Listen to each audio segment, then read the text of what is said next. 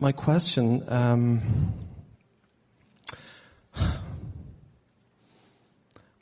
is, my career has stalled, and there's kind of it's created a financial urgency, and feeling bad, I guess, at that stage. Well, we were appreciating the words that you offered as you began about my career is stalled out, because energy is always in motion, and there's no such thing as anything stalling. Nothing ever stalls. That's really an important place to focus. Nothing stalls. So if you want to go that way, and nothing ever stalls, and you're not going that way, what do you think, just from your understanding of physics, if you want to go that way and you're not going and it feels stalled out, and the energy never stops flowing, then what do you logically understand is happening? It's impatience. Well, no, but just sorry. it's all right. It's Yes. all right. It's all right. We just want you to focus upon just the concept of momentum, Yes. and stalling. And if you accept the accuracy and truth of the law-based premise that we are presenting to you, and you accept that energy isn't stalling out, it's not stalling out. So just think about it. You want to go that way and you're not going that way. Why? Because you're going that way too. In other words, you're offering that, and you can feel stalled out for a long time. I want it, but just stop the but. I want it. The stall stops. It's the attention to the opposite. It's the attention to the opposition. And it is because, just as we presented before you got here to the hot seat, it's just exactly as we were describing it. It's that your attention is upon the manifested what is, instead of upon the energy what is. And if you can just for a little while not care. Now we know you say 4 years, it's been a little while, and now it's urgent, so I don't have the leeway. And we say, you got no choice. You got no choice. You have no choice. You have no choice. You have no choice, because if you keep doing what you're doing, you keep getting what you're getting. So you got to do something different. So you might as well not worry. Well, that's easier said than done, isn't it? But the worry is the evidence that you're doing this, which is causing the stalling. So can you accept that? Does that make logical sense to you? Yes, because when I start the momentum forward and I stall, let's use a different word. When I allow the momentum forward. Yes. Rather than start. In other words, you're allowing the momentum. It's not a strong action. You're allowing it. You launched those rockets and you got that momentum going. Hear this, all of you. This is the best thing you're ever going to hear from us, at least today, at least for the next 5 minutes.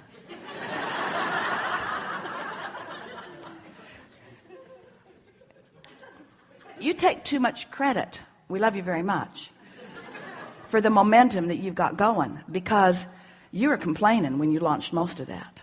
In other words, you didn't get the momentum going, most of you, by sitting with a clear mind and dreaming. You really were irritated about that, and you launched that rocket, and you were irritated again, and you launched it again. You were irritated. You get the momentum of what you want going by knowing what you don't want. In other words, often, not always.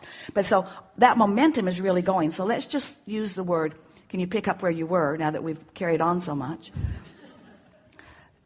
The momentum is going because it's natural. So the word, rather than I got it going or I started it going, just use the word I allowed it, because you can allow more. As I start to allow it and I start feeling good, and I'm not trying to fill my own grid in, I'm just in a moment and I'm thinking about security, and I just keep repeating the word, and I'm starting to feel really good. And the word security? Yeah, feels wonderful. Does it? Well, it's wonderful to contemplate the feelings of it. When does the word security come to your mind most? When you don't have it. So how are those thoughts of insecurity working out for you? Um, Stalled. Actually, when I can get going with the thoughts of security and actually really believe it, I actually do feel really good. We know you do. We know you do. We're just pointing out that there are some vibrational differences, and sometimes you think you're doing one thing when you're actually doing the opposite of what you think you're doing, because you're using a word that means something to you, but the frequency of you in the moment isn't there. What do you think about the comparison of the words security and ease? Just compare the feeling of those words in your mind, because certainly there's security and insecurity, and there's ease and dis-ease, or there's ease and stress. But the word ease, doesn't it sort of put you in a more general place of allowing? Yes. So, continue.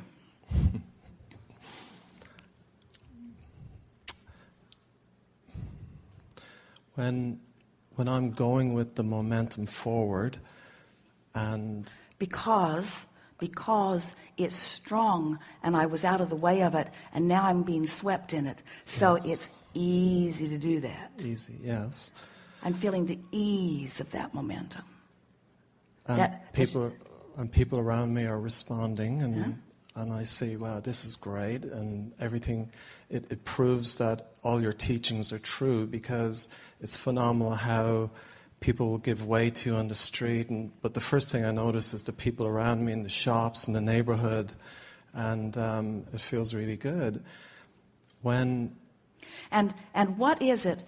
Is that pretty easy for you to expect? Yeah, it is at this stage, yes. At this stage. Yes. So that wasn't always easy for you to expect. But but because the stakes weren't that high. In other words, parking place, not so important. Yeah. Nice people in the shops, not so important. So it was easier to allow yourself to stand in a grid that allowed that. This is exactly what we were talking about as we were beginning here today. This is the conscious beginning of the molding of the clay. Yes. So as you repeat those things over and over in your mind, you practice the ease of that. In other words, I see what Abraham means about the universe complying. I see what they mean about the pieces filling in. I see what they mean. Our favorite story lately is, see this stage as a giant electrical board, and there are little LED lights all over it. And you represent one of those lights.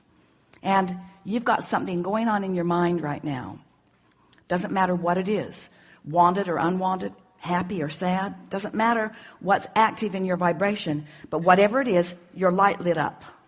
And now, every other light on the board that is that vibrational frequency lights up too. And those lighted lights represent your world. So you're like this potential offer of a vibration moving around through crowds, moving around through thoughts, moving around through universal forces. And you've, for whatever reason, got something going on vibrationally, so there's your signal.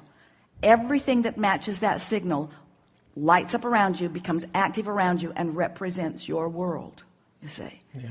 And unless you stick your nose in places that it doesn't belong, which is every place that's not like it's only the lighted world that represents you. And of course, the analogy, like every analogy, is not perfect in the sense that there's a lot of lights lighting up, and law of attraction is rendezvousing a lot of people. And because you got a lot of things going on, you light up with a lot of different things.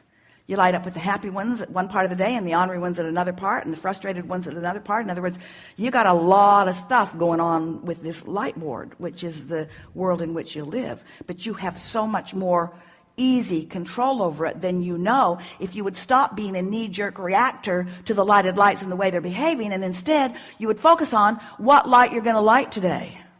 How are you going to feel? How do I want to feel? You see, you would work on your grid. You like that? There's something about wanting something so much that you push it away.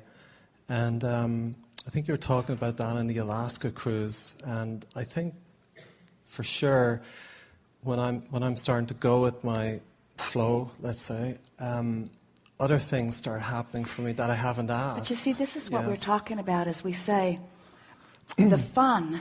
If you want the manifestation of it so much, then the whole time, in all that potentially joyous time of unfolding, you're miserable and stalled.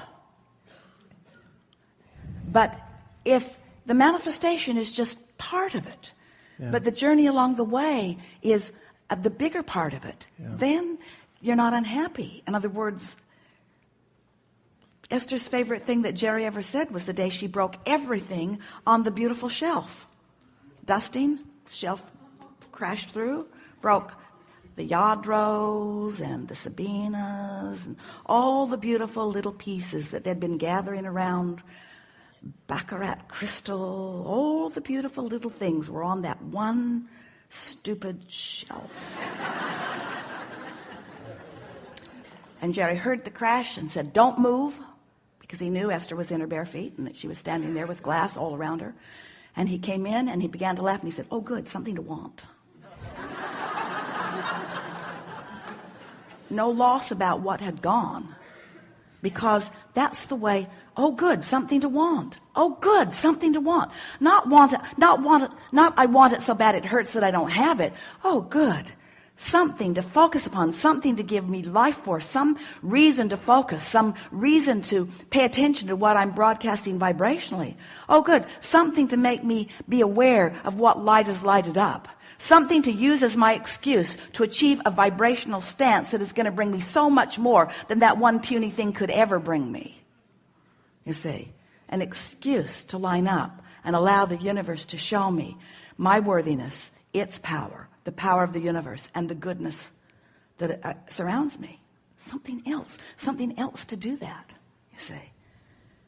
So we're touching on this important piece that most humans don't get, and you're probably going to get it in the next few minutes. All of you are probably going to get this, because what we said before and what you've said since is bringing us to this important understanding that if the manifestation of it, which is inevitable and in the future somewhere, if it's the goal that is giving me the reason to line up, but having lined up is the reason for the life force that's flowing through me, then don't I always want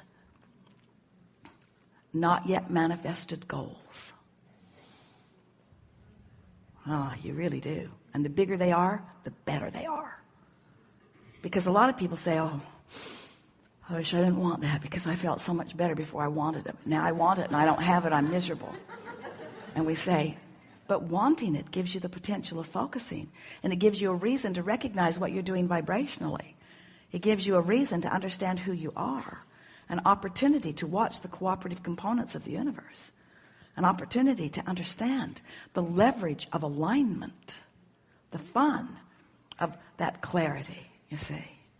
Because you come into this physical body and you don't bring any stuff with you, and you're going to leave this physical body, you're not going to take any stuff with you.